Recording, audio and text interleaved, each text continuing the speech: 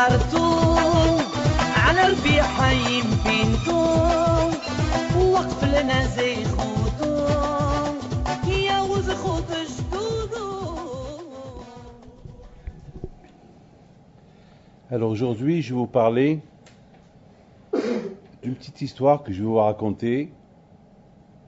Et après, on va essayer de développer cette histoire. Mais si ça vous dérange pas, si quelqu'un peut m'apporter la Gemara Yebamot. Alors vous savez que nous sommes dans les semaines que nous parlons beaucoup de la sortie de l'Égypte. Les makot, les coups que Hachem a donnés en Égypte pour pouvoir libérer les bénis Israël de l'Égypte. Hachem, il aurait pu faire un seul coup, il aurait pu donner un seul coup, se débarrasser des Égyptiens et que les Juifs ils quittent l'Égypte pour aller recevoir la Torah et rentrer en Eretz Israël. Mais Akash Baruch Hu, il a préféré faire doucement. Et la raison pourquoi Akash Baruch Hu, il a voulu que ça se passe doucement, les choses qui se font vite, les choses qui se font vite ne marchent pas bien. Pour être riche, il faut travailler dur. Ceux qui travaillent, ceux qui gagnent au loto et qui deviennent riches tout de suite, de la même façon qu'ils ont gagné l'argent, ils peuvent tous les perdre. Pourquoi? Parce que la chose gagnée facilement, on peut la perdre facilement. Donc, c'est comme ça. D'ailleurs, c'est la raison pourquoi un bébé, il grandit, jusqu'à qu'il devienne adulte. Pourquoi Hachem n'a pas fait qu'un bébé, il naît un homme, que les gens, pourquoi Hachem n'a pas fait que les gens, ils seront de 6-7 mètres de haut et le bébé, non, quand je me disais qu'il faut apprendre, les poum tsara agra, que selon la souffrance de la chose, on réussit. C'est pour étudier, même dans l'étude, quelqu'un qui naît hacham, intelligent, piquia, super intelligent, et ça, il croit qu'il connaît tout, alors il va rien apprendre, il va devenir fainéant. Donc c'est la raison pourquoi Akadosh Baruch Hu, il a voulu que les bénis Israël ne quittent pas l'Égypte vite. Il faut que Hachem il frappe Paro doucement, parce que à quoi sert que Hachem il donne un coup fatal à Paro et Paro il va recevoir un coup et après il va regretter. Et après Paro il va regretter pendant une seconde et après il va oublier. Mais le fait que chaque jour il reçoit des coups, il ne va pas oublier. Ça va rester gravé dans sa tête. Ça va rester gravé dans sa tête, petit à petit. Et même, vous savez, il y a beaucoup de fois des gens qui ont le coup de foudre. Ils voient une fille, ils tombent amoureux, elle tombe amoureuse, ils se marient et après ils divorcent. Ah oui, le coup de foudre. C'était vraiment un coup de foudre. La foudre est tombée chez eux. Alors voilà, c'est comme ça, et le chidour, il commence, il se fait une fois, 2 fois, 3 fois, et après, ben, Hachem, ça va s'arranger. Mais tout de suite, maintenant vous avez compris pourquoi Akash Baruch Hu, afin que Paro il sache que je suis Akadosh Baruch Hu. Pour qu'il sait que c'est moi Akadosh Baruch Hu, il fallait que Hachem il frappe Paro les 10 plaies. Maka. Et aussi, entre vous et moi, vous avez vu que Hachem, lorsqu'il a commencé à enseigner la Torah à Moshe Rabbeinu, ça a pris 40 jours. De la même façon que ça a pris 40 jours pour que Moshe apprenne toute la Torah, ça pouvait prendre 1 heure. Si Hachem il veut, en 1 heure, voilà, Torah magique, voilà. En 1 heure, Moshe Rabbeinu, il peut tout connaître. Non, Hachem il a voulu, il a pris 40 jours, c'est-à-dire le temps. Hachem, il a pris un temps, 15 jours, je ne veux pas rentrer dans les détails pourquoi 40 jours, mais le plus important, c'était que ce n'était pas 1 heure de temps, c'était 40 jours. Mes amis, même dans Hachamim, ils disent, celui qui veut que la Torah, que la Torah elle va s'adapter à lui, il faut qu'il répète.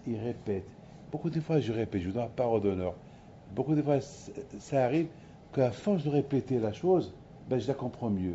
Et beaucoup de fois, je dis ça, je l'ai compris, Et après, finalement, je comprends que j'ai pas compris. Et je vois que j'ai pas compris. Donc, à force de répéter la chose, ça rentre dans la tête. Pourquoi des fois, j'ai mis à répéter, pourquoi vous répétez la chose plusieurs fois? Je dis, ben, je la répète plusieurs fois pour que je comprenne déjà moi mieux et pour que vous compreniez mieux. Parce que beaucoup des fois, à force de répéter la chose, c'est là qu'on saisit la chose. Donc, vidéo qui est né Hachem. Mettons à écouter l'histoire. Dans Yoshua, le but de Yoshua, la guerre qu'il a fait contre les 7 nations en Eretz Kenaan, c'était pour... mais il faut savoir très bien que Hachem, il a averti les nations. Vous quittez, et là où vous allez, vous aurez la bracha. Ceux qui ont quitté, ils ont eu la bracha là où ils sont partis. Ceux qui n'ont pas voulu quitter, eh ben, ils savaient, ils s'attendaient à la guerre. C'est-à-dire, ils veulent faire la guerre contre Dieu. Donc Hachem il leur a dit, vous faites la guerre contre moi, vous allez perdre. Donc Yeshua il a fait la guerre, il a commencé à gagner la guerre, Baruch Hashem, et voilà, il y a eu les Giv'onim. Les Giv'onim, ils ont eu peur, parce qu'ils étaient Canaanim. Mais eux de l'autre côté, ils ne veulent pas quitter la terre de Canaan. Ils aiment Canaan. Alors ils ont dit, qu'est-ce qu'ils ont fait? Ils se sont déguisés, Zama qu'ils ont mis des vêtements sales, des vêtements déchirés, et ils ont pris avec eux du pain qui était moisi, et, vous savez, de l'eau sec. Accompagnés, ils sont venus chez les Juifs, ils ont dit aux Juifs, voilà, on vient d'une terre très loin, et on veut devenir Juifs. Et pourquoi vous voulez devenir Juifs? Parce qu'on a entendu ce que Hachem a fait pour vous en Égypte, et on a pris la décision de s'attacher à vous. Maintenant, les Juifs de l'époque, ils ne savaient pas qu'ils étaient des Kénaanim. Ils ne savaient pas. Alors, ils ont commencé à voir comment ils étaient habillés. Ils avaient leurs vêtements déchirés. Ils avaient des vêtements comme s'ils sont venus de loin, loin, loin. Bon, ils leur ont dit, bon, ça va. Bon, puisque vous n'êtes pas des Kénaanim, on ne va pas vous tuer. Alors ça va, vous restez avec nous. Ils leur ont juré de rester avec nous. Et voilà le lendemain. Mais attendez, mais c'est écrit ici. Je vous raconte l'histoire en résumé. Hein. Mais voilà. Alors, ils leur ont fait une alliance, mais ils leur ont juré avec le nom d'Hachem qu'ils vont rien leur faire comme. Mais écoutez ce qui est écrit. Hein. Ve'et pi Hachem le sha'alo. Mais ils n'ont pas demandé à Hachem. Ils n'ont pas demandé à Hachem, ils avaient Orivitumim, il y a eu Shua Benoun. Est-ce qu'on les accepte ou pas? Eux, ils les ont cru. Et voilà, le lendemain, ils voyaient que tous les Giv'onim, qu'est-ce qu'ils ont fait? Ils sont partis chez eux. Parce qu'ils ont leur maison. Et du coup, les Juifs, ils se sont rendus compte, tu nous as eu, vous nous avez eu. Mais c'est trop tard, ils ont juré de ne pas le tuer. Alors, qu'est-ce qu'ils vont faire? Yeshua, il entend ça, il s'énerve. Mais il a juré, tout le monde a juré de ne pas leur faire du mal. Alors, qu'est-ce qu'ils ont fait? Qu'est-ce qu'il a dit Yeshua? Ah, maintenant, les Juifs étaient très en colère sur les Nissim. Ils n'étaient pas contents. Pourquoi? Parce qu'ils ont fait une alliance avec les Knaanim, mais maintenant, et ils sont restés dans leur ville. Qu'est-ce qu'il fait Yeshua? Il les insulte, fait atem. Et voilà, à partir de maintenant, vous allez apporter, votre travail va être d'apporter du bois et de l'eau pour le Beth Amikdash. Le karet mikem, voilà. Et les Giv'onim, ils étaient contents. Baba Hashem, on s'en fout. Les cas, si tu ne veux pas nous tuer, nous on aime rester à Canaan, et voilà, ils sont restés là-bas. Leur but était d'apporter, leur rôle était d'apporter de l'eau et du bois pour le Beth Amikdash. Voilà la Bretagne en 2 mots l'histoire. Voilà l'histoire, vous l'avez bien compris, elle est là. Ah, maintenant vous comprenez, maintenant on passe maintenant à autre chose. On va passer maintenant à la suite, mais écoutez bien ça, c'est super. On continue maintenant la Gemara Ibamot. Dans la Gemara Ibamot, elle raconte comme ça. Elle raconte qu'il y avait la famine. C'est Daf Ain Het Amud Bet. Il y avait la famine en Israël. Il y avait des gens qui mouraient. Là, il la famine, que chez Mishmor. Ils sont venus chez David Amelech. Qu'est-ce qu'on va faire? David Amelech, il demanda à Kadosh Baruch Hu. Alors, David Amelech, il demanda à Kadosh Baruch Hu. Vaïbakesh David Pnei Hashem. Et qu'est-ce que Kadosh Baruch Hu lui répond? ויאמר השם אל שאול ואל בית הדמים על השמית הגבעונים. אל שאול שנשפט כהלכה ואל בית הדמים על השמית הגבעונים. Maintenant l'histoire c'est la folie ça. Alors Hachem dit à David Amelech, la famine est liée parce que Shaoul, lorsqu'il est mort, le pauvre, ils n'ont pas fait un bon espède. Il faut savoir, Hachem Ishmor, lorsqu'il y a un tzaddik qui quitte ce monde, il faut lui faire le espède, il faut lui pleurer. C'est pas ah, c'est un rave qu'il est. Oh, je ne le connais pas. Si on sait que c'est un rave, il est tzaddik, que ce soit il est ashkenaz, que ce soit il est séfarade, timani, que ce soit n'importe quoi, quelle race il est, si on sait qu'il est tzaddik, il faut être maspidoto, il faut verser des larmes, il faut le pleurer. Parce que c'est un pilier, on ne sait pas, peut-être c'est grâce à lui que le monde y tient. On voit un zaken, un vieux qu'il a passé, qu'il est riche à Maïm, aussi il faut lui faire un espède. Alors quand je vous ai dit, parce que Shaoul il est mort, et on ne lui a pas fait un bon espède. Très bien. Et la deuxième chose, Ve'al bet damim, et parce qu'il a tué les Giv'onim. La Gemara pose une question. Pourquoi David Amelech il a tué les Giv'onim? Mais David Amelech il n'a pas tué les Giv'onim. Et la Gemara, elle répond, hein? Oui. Est-ce que Shaoul il a tué les Giv'onim? Mais Shaoul, il n'a pas tué les Giv'onim. Quand est-ce que et la Gemara répond, parce que les Giv'onim, ils ont travaillé à Nov. Nov, on l'appelle Nov Era Kohanim. Nov, la ville des Kohanim. Et Shaoul, il a cru que ces Kohanim-là, ils se sont révoltés contre lui. Parce qu'ils ont accueilli David Amelech. Et à l'époque, Shaoul était en bagarre avec David.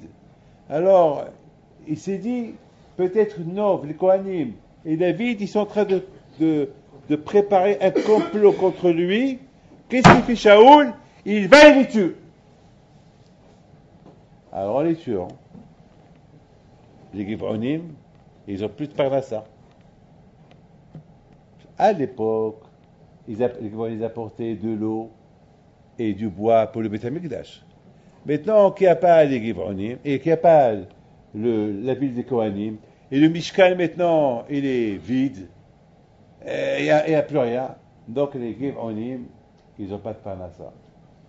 Et parce qu'ils n'ont pas de parnassa, donc les pauvres Misaken, ils avaient un problème de quoi vivre.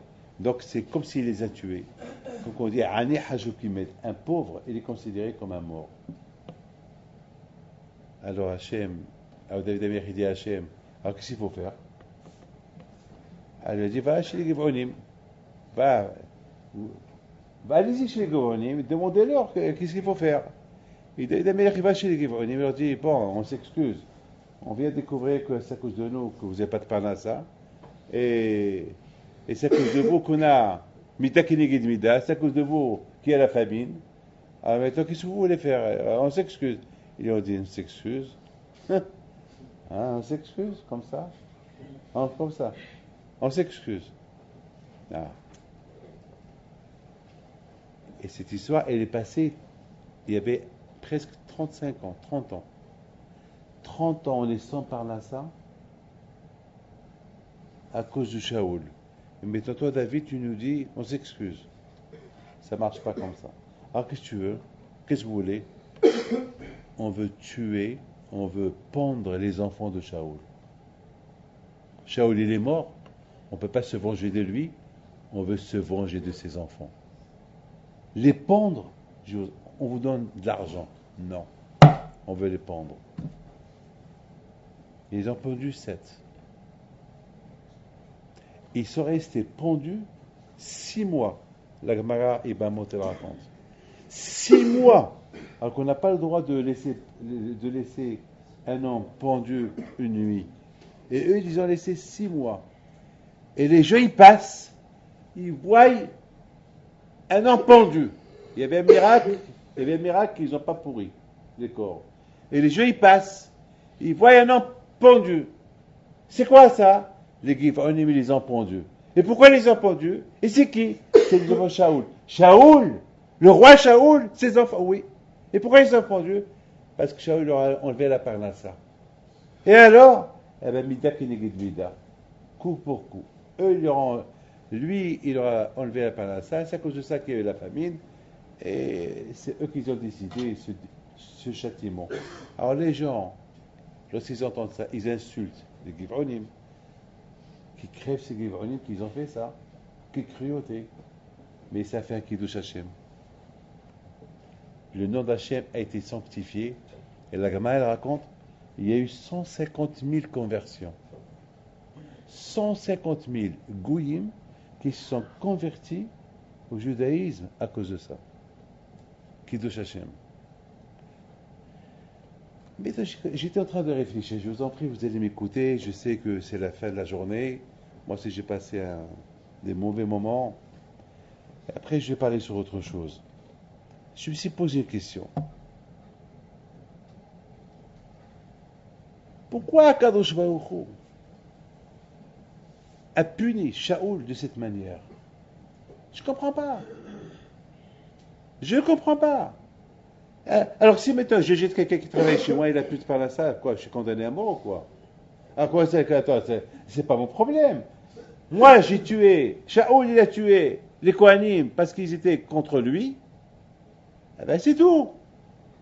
Mais pourquoi quel lien, quel rapport il a avec les Kohanim? Pourquoi il va être payé? Et pour les Kohanim qu'il a tués, parce que n'oubliez pas que même les Kohanim qu'il a tués, il a été puni à cause d'eux, parce qu'il est mort dans la guerre. Et pourquoi Shaoul il est mort dans la guerre? Par rapport au Kohanim qu'il a tué. Voilà, il a été puni. Maintenant, il y a les conséquences des Giv'onim, que maintenant les gouvernements, ils n'ont pas de panassa. Ben s'ils n'ont pas de panassa, ils n'ont pas de panassa. Où est le problème? Ben, quoi? Alors si quelqu'un me fait du mal, si par exemple, là, quelqu'un, il jette quelqu'un, je ne sais pas moi, pour des raisons que je n'ai pas payé les impôts, alors on me ferme la yeshiva et vous êtes sans travail. Alors je vais être puni à cause de vous parce que vous êtes sans travail. Pourquoi Shaoul Amelech doit être puni même pour ça, à tel point que ses enfants, ils ont été pendus? C'est grave ça. Vous avez compris ma question? Attends, c'est grave. La Torah dit Ve'el bet damim pour Alina, c'est Ve'checha matzenu Beshaoul she'emet hagiv'onim אלא מתוך שהרג נוב עיר הכהנים שהיו מספקים להם מים ומזון מעלה עליו הכתוב כאילו הרגן. D'accord. Kataba et Shaoul. Alors, c'est quoi? Shaoul, il a tué ceux qui sont révoltés contre lui. Il y avait des Giv'onim. Allez, cherchez du travail ailleurs. Il faut que je trouve du travail. Si, mettons, moi, je fais faillite. Il faut que je trouve du travail. Attends, j'ai déjà moi un problème. Et Shaoul, il va penser aux Giv'onim. Il avait un problème des Kohanim qui sont révoltés contre lui. Il pense à eux maintenant. Qu'est-ce qu'il va pour comprendre? Giv'onim qui apportent l'eau et comment ça s'appelle, et le bois au Beth Amikdash. C'est pas son travail. Non, Akadosh Baruch Hu, il a attendu 30 ans pour punir Am Israël. Mais qu'est-ce qu'ils ont fait à Am Israël, hein? Les Kohanim. Shaoul, il a tué les Kohanim. Les Giv'onim, ils sont au chômage. Mais pourquoi 30 ans plus tard, c'est les Juifs qui doivent payer? Pourquoi 30 ans plus tard, les Juifs doivent payer? Attends, c'est quoi? D'accord, alors que Shaoul, il soit puni. Mais pourquoi toi, Am Israël? Pourquoi toi, Am Israël, ils vont être punis? C'est quelque chose, vous savez, c'est... Écoutez bien ce que je vais vous dire. C'est grave ce que je vais vous dire. Très, très grave. Ce qui s'est passé il y a 2 semaines, ici à Paris. Chacun, il a des... Vous savez, les gens, ils m'appellent. Rabbi David, qu'est-ce que tu fais encore en France? Du monde entier. Rabbi David, alors, Rabbi David, qu'est-ce que tu penses? Rabbi David, ça, je crois que je ne réponds plus au téléphone. Celui qui m'appelle, celui qui me pose la question, je lui dis, je n'ai pas de réponse à vous dire. Parce que chacun veut savoir, et surtout moi. Qu'est-ce que nous, on doit tirer comme leçon de ce qui s'est passé? Il y a une leçon à tirer. Ça s'est passé la veille du Shabbat. Un, il est venu acheter une bouteille de vin parce qu'il était invité. L'autre, il est rentré, le pauvre, pour acheter une challah pour le Shabbat. Et tout le Shabbat, il est basé sur quoi? Sur le vin et le pain. Est-ce que nous, on pense à ça? Donc c'est un message déjà. Celui qui n'a pas le vin, eh ben, il fait le kidouche sur le pain, sur la challah. C'est passé la veille du Shabbat. Donc déjà, c'est un message. Et sachez, il doit nous apporter un message comme ça,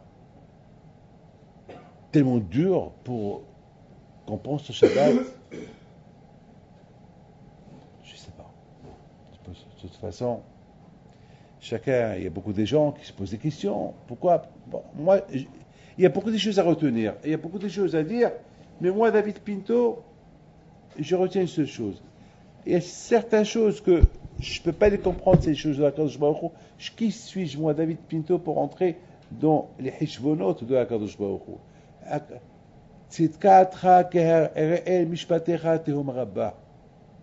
Vous savez, les pensées d'Hachem, c'est comme Tehom Rabba, c'est comme le vide, par exemple, vous êtes dans le cosmos. Le cosmos, c'est vaste. C'est comme ça les pensées d'Hachem.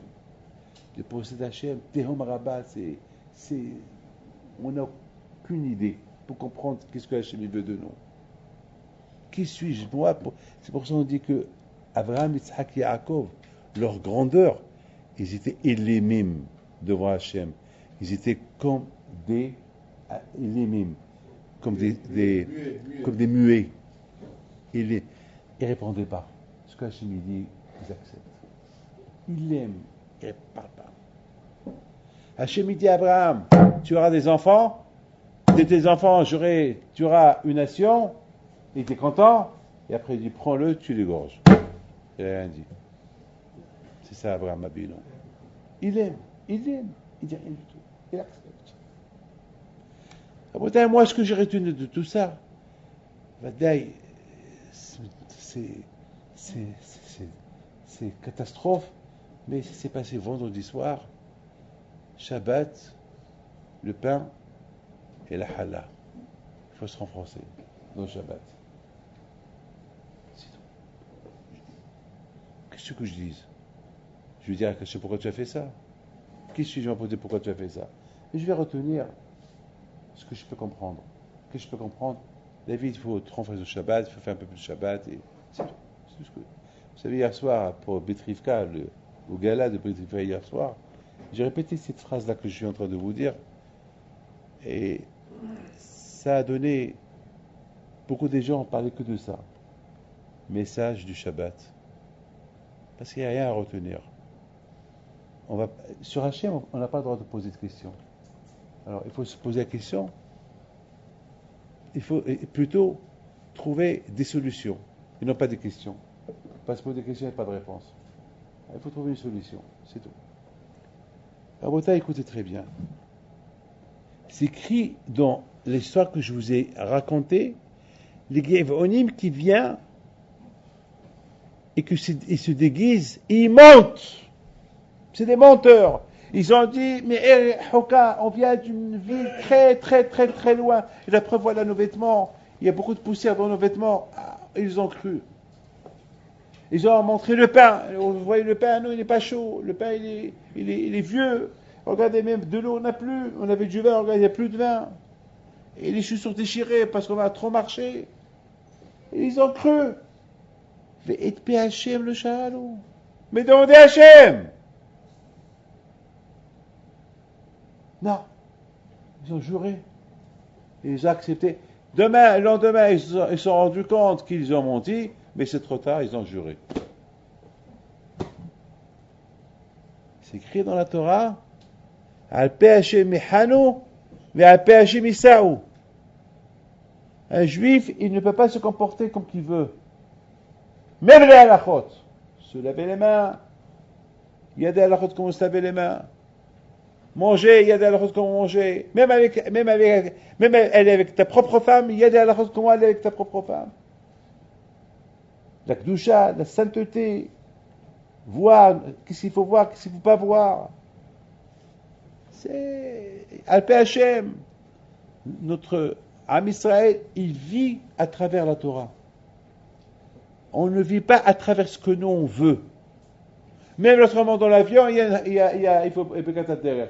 Même avant de prendre l'avion ou le train, il y a une halakha qu'il faut lire. C'est-à-dire que tu manges, il faut se laver les mains. Tu as bien mangé, il y a une bracha harona. Et après, tu as beaucoup de fruits, il faut savoir par quel fruit il faut commencer. Hey, même pour manger, oui, même pour manger.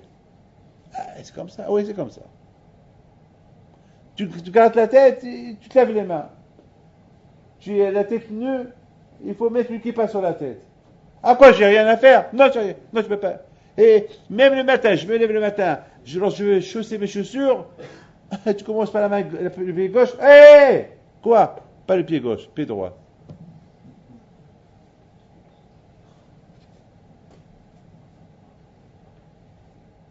Et pourquoi? Eh bien, c'est comme ça. Je m'excuse du terme, même un homme qui va aux toilettes, et il doit s'essuyer, eh bien, il y a une halakha, avec quelle main il doit s'essuyer. Même ça? Oui, même ça. Même ça. Voilà, même ça. Mon père, Alav Shalom, il était beaucoup makpid. Depuis qu'il était jeune, je me rappelle, j'étais bébé, hein, il était très makpid, comment on dit makpid, pointilleux, qu'après, quand on sort du toilette, on doit se laver. Et ça, c'est un truc, voilà, j'ai 65 ans, 64 ans, je fais beaucoup attention à ça. Et mon père, il me dit, comment quelqu'un peut faire là? Bon, aujourd'hui, bon, Hachem, il y a des caninettes, aujourd'hui, mais à l'époque, c'était dur. À l'époque, il fallait mamash aller se laver. Et ben, mon père, il se lavait chaque fois. Il nous a appris, on ne peut pas prier à Kadosh Baruch Hu lorsqu'on est sale. On ne peut pas prier à Hachem lorsqu'on est sale. Pour vous dire, tout c'est Al Pe Hashem. Écoutez très bien ce que je vais vous dire. C'est dur ce que je vais vous dire. Moi, David Pinto, je ne sais pas maintenant pour moi. Ce que j'ai reçu de chez mon père comme éducation, ça m'oblige à la suivre. Et si mes enfants ils voient comment je la suive, ça les oblige à la suivre. Et s'ils ne la suivent pas, non seulement qu'ils ont fait l'avera par rapport à la Torah, mais ils ont fait l'avera par rapport à leur père, qu'ils n'ont pas appris de leur père. Il y a ce qu'on appelle un kibbud avaim. Puis s'ils me voient faire ça, ils sont obligés de faire comme moi. Parce que moi, je fais ça comme j'ai vu mon père le faire. C'est Al Pe Hashem. Al Pe Hashem Yihanu, et Al Pe Hashem Isa'u. En voyage. À Israël, les voyages qu'ils faisaient là-bas, dans le désert, lorsqu'ils vont voyager dans le désert, lorsqu'ils vont camper, c'est Al Pe Hashem. Al Pe Hashem Yihanu, et Al Pe Hashem Isa'u. C'est Hashem qui décide, camper ou voyager, restez, partez, restez, campez, levez-vous, allez-y. Parfois le Hanan, parfois on leur dit, allez, il faut voyager, et après Moshe Rabbeinu, ils ont fait 10 pas, ils ont dit, arrêtez, 10 pas, que 10 pas. Vous savez combien de temps ça prend pour arranger tous les, pour défaire la tente, pour garder la tente et ramasser tous les ustensiles, et préparer, mettre tous sur les chevaux, pour voyager dans le désert. Et ils vont faire 10 pas, et Moshe Rabbeinu, il va dire camper. C'est Hachem qui décide. À Israël, il va dans cette direction-là de décision d'Hachem. Ça veut dire, à Bretagne, tout ce qu'on doit faire, il faut demander à Kadosh Baruch Hu. Alors, sur ce, à Bretagne, je vais vous raconter une petite histoire. que j'ai écouté cette super histoire lorsque j'étais en Israël. Il y a Rabbi Bechler de Bnei Brak qui est venu me voir. Il m'a raconté que il a perdu son père il y a un mois. Il m'a raconté que son père, c'était un rescapé de la Shoah. Et il a vu, et il a dit à ses enfants, toujours dit à ses enfants, j'ai vu 12 fois la mort. Je peux écrire 12 livres, les miracles que j'ai eus pendant ces 12 fois-là. Et Rabbi Bechler, avant de mourir, il a réuni ses enfants. Il leur a dit, je vais vous raconter une seule chose. Alors, mais n'oubliez pas que ce Rabbi Bechler, il est mort à l'âge de 93 ans. Il a laissé 300 petits-enfants. 300 petits-enfants Bléanara. Je me rappelle, il y a 6-7 ans, j'étais à un mariage. Alors qu'il y avait beaucoup de monde. Il me dit, tout ça, c'est ma famille. Ça, les 300 personnes qui étaient là-bas, c'est sa famille. C'était les enfants, petits-enfants, c'est voilà. Ça veut dire pas qu'il avait des invités, parce que avec toute sa famille, c'était ça la simha. Une simha de famille. Vous voyez, plus les femmes, alors 300 petits-enfants, enfants, et ninim c'est arrière petits-enfants, et à part leurs femmes, là, c'est 100% que c'était pas toute la famille qui était invitée, parce qu'ils ont encore des femmes avec les femmes, c'est énorme. Il me raconte que un jour, ils étaient à Auschwitz, et voilà, après qu'ils ont fait le travail, leur chef, il dit à un SS, tu les surveilles jusqu'à que j'arrive. Ils étaient 12 personnes, et le SS, il était en face d'eux avec la mitraillette. Ils étaient debout les pauvres. Et le SS, là, le soldat, à un moment donné, était fatigué, très fatigué, et le patron n'est pas venu. Il leur dit, écoutez, le patron n'est pas venu, je commence à avoir sommeil, je commence à avoir faim, et je ne peux pas si un de vous va se sauver, c'est moi qui vais être tué à votre place. Je suis obligé de vous tuer. Je suis obligé. Alignez-vous devant le mur. Et tous les juifs, ils ont commencé à faire Shema Israël. Et Rabbi Bechler, il raconte à ses petits-enfants, il a dit qu'il a fait une prière à Kadosh Baruch Hu. Il dit, Hachem, qu'est-ce que tu vas gagner si on meurt? Hachem, laisse-moi vivre. Comme ça, je peux étudier la Torah. Je consacre ma vie pour toi. Je te promets. Toute ma vie, elle sera pour toi. Mais si tu veux vraiment que je parte, je pars. Mais s'il y a une chance pour moi, Hachem, alors laisse-nous vivre. Pour eux, je ne sais pas qu'ils vont devenir, mais si tu me laisses vivre à moi, alors eux aussi. Je ne serais pas bien que tous ils vont mourir, moi je vais rester vivant. Alors, mais je te promets. Il termine, from nowhere, de nulle part, il arrive le patron. Il voit le patron, et il voit le soldat qui charge pour tirer. Il dit arrête! Qu'est-ce que je voulais faire? Il dit je suis fatigué, je vais les tuer. Il dit tu as raison, mais maintenant arrête. Allez, lâche-les, va dormir. Maintenant, moi je m'occupe d'eux. Il les regarde, il leur dit partez. Il leur dit partez. Voilà l'histoire de Rabbi Bechler. Il a dit, son petit-fils, il a dit papa, depuis qu'il est monté en Israël, il n'a pas arrêté d'étudier. Parfois on prend une Gemara, n'importe quelle Gemara, et on commence un Rashi, un Tosfot, un Rashba, un Rosh, un Mordechai, n'importe quoi, lui il continue. C'est ça la bataille à PHM. Lorsque Hachem décide quelque chose, ça se passe. Mais écoutez très bien ce que je vais vous dire. Lorsqu'il m'a raconté l'histoire sur la Bechler, je lui ai dit, mon fils, elle est belle ton histoire que tu m'as racontée, que ton papa t'a racontée avant de mourir. Mais cette histoire, elle t'oblige d'être comme lui. Elle t'oblige d'être comme lui. Ça fait partie de Kibud Avaim. Parce que les gens croient que c'est quoi Kibud Avaim? Je respecte mon père et ma mère. ce qu'ils me disent de le faire. Non, le respect, le kibbutz Bahem, c'est de respecter ce qu'ils font. De faire comme qu'ils font. Moi, je suis obligé. Je suis obligé. Ça m'oblige d'être comme mes grands-parents. Ça m'oblige. Ça m'oblige. Ce que mes parents ils ont fait, je suis obligé de faire. Je continue. Sinon, il y a une abéra par rapport à toi et Hachem, et tu as une abéra par rapport à Kibbutz Bahem parce que tu ne fais pas ce que tes parents ils t'ont appris de faire. Ça fait peur.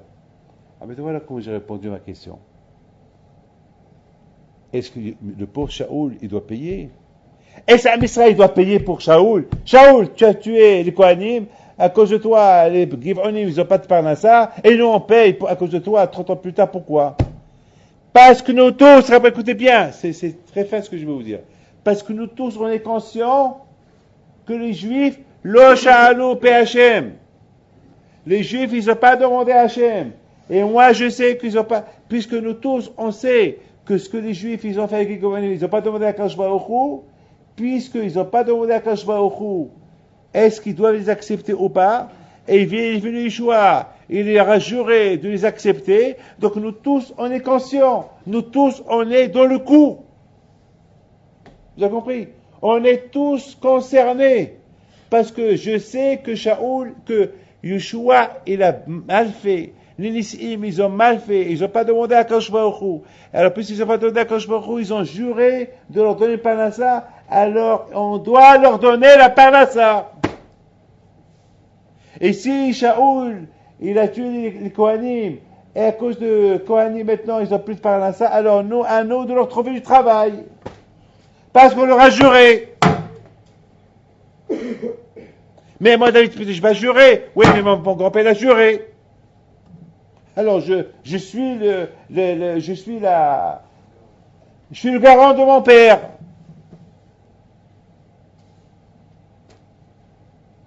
C'est écrit dans la Torah, Veit Hachem lo sha'alu. Puisqu'ils n'ont pas demandé à Kadosh Baruch Hu, alors tout le monde est dans le coup. C'est-à-dire que Shaoul, le problème de Shaoul, elle connaît très bien. Beaucoup de fois ça arrive. Je ne sais pas si je vous l'ai dit une fois ou pas. Par exemple, beaucoup de fois je prends par exemple, je trouve un livre, écoutez bien, je trouve un livre qui appartient à quelqu'un. J'ai trouvé ici, hein. Et qu'est-ce que je fais? Je le prends et je le mets dans mon bureau. Ce cas, il vient, il cherche son livre, il n'a pas trouvé. Qu'est-ce qu'il a fait? Il va sortir. Une semaine plus tard, je trouve ce livre dans mon bureau. Et ça appartient à Élie Tel. Bon. Entre-temps, ce monsieur-là, une semaine plus tard, il trouve son livre. Waouh! Mon livre, ça une semaine, je n'ai pas trouvé. Alors imaginez-vous combien il aurait pu utiliser ce livre-là pendant la semaine qui était dans mon bureau. Est-ce qu'on pense à ça? Combien il aurait pu étudier? Combien d'apim? Le fait qu'il n'a pas trouvé, je lui ai fait faire Bito Torah. Est-ce qu'on pense à ça? Après 120 ans, on va arriver chez Akadosh Baruch Hu, il va nous dire, t'as empêché tel et tel d'étudier la Torah, parce que tu l'as empêché, tu l'as donné de l'argent, il est rentré au cinéma, tu as payé l'argent pour... Moi, ce monsieur-là, je lui ai donné l'argent pour aller au cinéma. Oui, en plus, tu as fait... Moi, je vais te dire, eh ben, appelle-toi tel et tel jour, tu as pris le livre, tu l'as pris dans ton bureau, et ce monsieur il est venu pour étudier, il n'a pas trouvé, il a vu qu'il n'a pas trouvé son livre, et il sort, il voit une affiche, Hercule. Hercule. Un film d'Hercule. Il rentre voir le film. Donc c'est toi qui l'as payé, et c'est toi qui as fait Bito Torah, et c'est toi qui l'as... Et depuis ce film d'Hercule qu'il a vu, il a encore vu un autre, et à cause de toi, peut-être qu'il a même tout lâché. Pourquoi des fois, on dit j'ai rien fait. Mais c'est vrai qu'on réfléchit sur le mot que j'ai rien fait, voilà. Combien on dit j'ai rien fait. J'ai vu dans un livre quelque chose qui fait peur. Il dit, que lorsque les Juifs, les 12, les tribus, ils ont vu qu'ils souffraient avec qui, non? Avec Youssef. Youssef, il les faisait souffrir. Et les Shvatim, après ils sont sortis, ils ont dit, Aval Hashemim anachnu, mais on a fait du mal à notre frère. Tout ce qui nous arrive maintenant, c'est parce qu'on a fait du mal à notre frère. Aval Hashemim anachnu, aïe aïe aïe. Mais réveillez-vous, on est conscient. Tout ce qu'il nous fait, ce monsieur-là, le roi d'Égypte, parce qu'on a fait du mal à notre frère. On a été cruel avec lui, on l'a pris, on l'a jeté dans un puits. Après, on a commencé à manger. Et après, le pauvre lui crevait le veille. Et il criait, ramenez-moi chez moi, ramenez-moi chez moi. Et moi, qu'est-ce qu'on a fait? On l'a pris, on l'a vendu, il a été vendu. On a fait du mal. Qu'est-ce qu'il leur dit, Réhouven? Non. Mais je vous ai dit, mais je vous l'ai déjà dit. Alors j'ai vu une question, qu'on pose une belle question. On dit, mais qu'est-ce que Réhouven il ajoute là? Mais tout le monde, il sait que... Qu'est-ce que Réhouven il est mahaddesh? Qu'est-ce qu'il dit? Mais je vous l'ai dit. Mais ils le savent. Et j'ai vu une belle réponse. Ils répondent. C'est pas la mienne, hein, c'est la réponse que j'ai vue dans le livre qui disent que Réhouven leur dit, vous êtes en train de dire, vous êtes en train d'être conscient du mal que vous avez fait à qui? À qui? À Youssef. Mais vous avez oublié autre chose. Ils lui ont dit quoi? Mais vous avez fait notre Avera. Quelle Avera? Eh bien, moi je suis le Bechor. Et je vous ai dit, il ne faut pas le tuer. Et je vous ai dit, il faut le rendre à son père. Et vous ne m'avez pas écouté. Pour que des fois on fait une faute, et derrière cette faute, il y a des millions de fautes. Ce qu'on appelle les toldotes, les naissances de beaucoup des fautes qui viennent d'une faute. Alors nous, qu'est-ce qu'on fait? On fait une teshuva sur la faute principale et on oublie les naissances de ces fautes qui se sont fabriquées au fur du temps avec cette faute qu'on a fait. Ça, on le met de côté. La bouteille, c'est ça la bouteille que Dieu préserve. Ce qui s'est passé ce fameux vendredi, bien sûr, à Bothaï, il faut que chacun de nous, Baruch Hashem, il paraît qu'il y avait quelqu'un qui étudie chez nous, M. Belaïch, chez Sportish, chez Zachel et Tov. D'ailleurs, j'étais un peu surpris lorsque j'étais en Israël, lorsque j'ai vu le journal, un journal, je vois sa photo dans le journal, parmi ceux qui sont sortis. Je dis, celui-là, je le connais. Je l'ai vu. Il étudie chez vous. Chez qui il étudie? Hein? Je dis, celui-là, je le connais, mais je l'ai vu. Et après, je demandais à Marciano. Il m'a dit, oui, il étudie chez nous. Ça m'a consolé. Ça m'a consolé. La Torah protège. Ça, c'est les hishbonot de Hakadosh Baruch Hu. C'est les hishbonot, c'est des calculs que non. On ne peut pas rentrer dans ces calculs-là. Mais regardez la beauté du calcul d'Hachem. Hachem, il attend 30 ans. Peut-être. Les Juifs, il faut se rendre compte. Ces Givronim qui se promènent, qu'ils n'ont pas de parnassa, qu'ils n'ont rien du tout. Peut-être. Et à un moment donné, Hachem, il a dit, attends, ça y est, hein. Après 30 ans, il n'y a plus d'espède. Après 30 ans, ça c'est fini. Hein. On peut pas trop attendre. Là. Ça n'est pas ça. Maintenant, il y a la famine. Peut-être, David Amela, il va se rendre compte. Peut-être les Sanhedrin. Parce qu'il y a ce qu'on appelle toujours les conséquences de la chose. Même les Sanhedrin, c'était le grand rabbin de l'époque. Ils savent que les Givronim, ils sont là. Et pourquoi ils sont là? Parce que les Juifs, ils ont juré de ne pas les jeter de la terre d'Israël. Et que Yeshua leur a donné le Parnassa. Alors, où est la Parnassa? Ils n'ont pas de Parnassa. Et chacun qui donne, tu sais quoi? Allez, attends. Comment, mais Yeshua, il a juré. Et Yeshua, il les a acceptés. Alors, Yeshua, il les a acceptés. Moi, je n'ai pas accepté. Mais il a juré.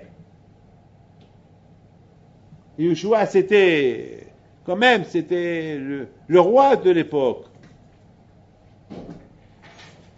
Mais qu'est-ce qu'on va lui dire? Ouais, mais il aurait dû demander à Hachem. Pourquoi il n'a pas demandé à Hachem? Ah, c'est vrai, il n'a pas demandé à Hachem. Mais il a juré. Justement, c'est ça l'accusation. Le fait qu'il n'a pas demandé à Hachem et qu'il a juré, alors c'est nous les responsables. Les responsables, c'est nous.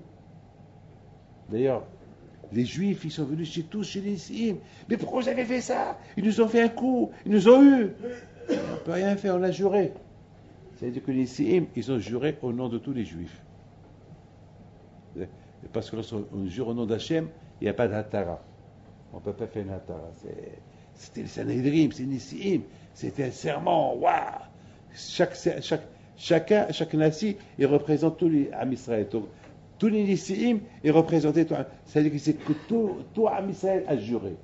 Si tout Am Israël a juré de leur donner une parnassa, donc ils sont concernés. Et tout ça pourquoi? Parce qu'ils n'ont pas demandé à Hachem. Puisqu'ils n'ont pas demandé à Hachem, ils sont obligés de leur donner la parnassa. Parce qu'ils n'ont pas donné la parnassa, voilà. La bouteille, je m'excuse de répéter encore cette phrase et j'arrête. Ce qui s'est passé, ça concerne tout Am Israël. On est tous concernés. C'est pas telle famille, telle famille, telle famille, telle famille, non. On est tous concernés. Nous tous. Parce que tous ces gens-là, ils font partie de nous. Et tous ces gens-là, non seulement qu'ils font partie de nous, mais ça s'est passé la veille de Shabbat. Shabbat. Pour une bouteille de vin. Pour une challah. Nous tous, on est concernés. Nous tous, c'est un message. Challah. Le vin. Shabbat. Tous concernés. Et bien sûr, ça s'est passé à l'PHM. Bien sûr, ce qui s'est passé, c'était voulu. C'est Hachem qui a décidé ça. Et si Hachem a décidé ça, c'est pour une raison, pour un message. Prenez la raison, prenez le message. Le message, c'est Shabbat. Ne rentrez pas dans les détails. Et pourquoi pour une halal il est arrivé ça? Et pourquoi à cause d'une bouteille il est arrivé ça? Et pourquoi tout ça? Il n'y a pas de réponse. Cherchez plutôt le limoud, l'enseignement. Ne cherchez pas à trouver des réponses parce qu'il n'y a pas de réponse. Ah, maintenant, je termine. Je vous raconte quelque chose de super que j'ai écouté ce matin. Ce matin, il vient chez moi quelqu'un. Après, je vous dis qui est-ce. Il a pris un avraire la veille de la Hiloula de Rabbi Impido ici à Paris. Lui, il vient, il me dit qu'il a pris un avraire, il sort d'ici, et il lui dit à sa femme qu'elle n'est pas bien, elle était enceinte de 7 mois, elle perd l'enfant. Il m'appelle, j'étais malheureux pour lui. Je dis, attends, mais moi-même, je dis, attends, lui, le pauvre, il a accepté, mais moi, j'ai dit, Hachem, mais pourquoi tu as fait ça? Il vient de prendre un avraire, il vient de me donner 12 000 euros. Il me les a donnés. Attends, c'est ça. Hachem, pourquoi tu fais ça? Lui, le pauvre, il a accepté. Ce matin. Il vient chez moi ce matin pour un problème. Je dis, tu sais que j'ai... Le jour que tu es venu me voir, lorsque je t'ai demandé à la vraie, et après tu m'appelles 1 heure plus tard, ou 1 heure ou 2 heures plus tard, je n'étais pas bien. Et après, il m'a dit, Rabbi David, une bracha. Une bracha pour, si Dieu veut que ma femme elle retombe enceinte. Et après, il me dit, Rabbi David, qu'est-ce que vous pensez de la situation? Qu'est-ce qu'on fait? Et puis, je commençais à parler avec lui.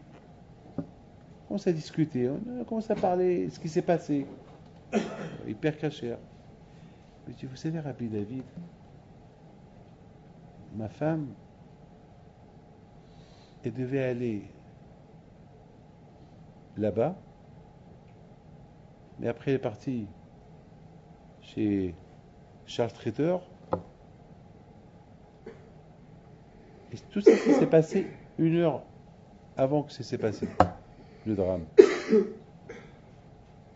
Je lui dis, mon ami, tu as répondu à ma question. Après, je dis à Akadosh Baruch Hu, excuse-moi. Je dis, tu sais, puisque ta femme, elle est partie à Charles Kacher, comment ça s'appelle? Hein? Charles Traiteur, pour acheter, elle aurait pu aussi aller, au lieu d'aller à midi, elle pouvait aller à 1 heure. Mais en général, elle va à 1 heure. Mais là, elle est partie à midi. Et au lieu qu'elle va là, elle est partie là. Elle est partie 1 heure avant. Je dis peut-être, à Chimishmo, si elle aurait été là-bas enceinte, peut-être elle aurait été tuée, et elle et son bébé. Alors Akadosh Baruch Hu, il a fait ce qu'il a fait, qu'elle a perdu l'enfant, pour qu'elle reste, pour qu'elle reste vivante, et qu'elle te donnera compte beaucoup des enfants si Dieu veut. Et donc je comprends, il y a des choses comme... Et pourquoi elle a perdu ça? Peut-être il y avait une xéra sur ta femme. Et c'est grâce à la tzedaka que toi tu as donné. Ta femme a été épargnée. Tzedaka t'a mis ma bête. Et dit Rabbi David, merci. Parce que moi aussi je me suis posé ces questions. Et maintenant j'ai compris. Parce qu'il faut essayer de trouver des réponses à des choses que Hachem y fait. Parce qu'il n'y a pas de réponse.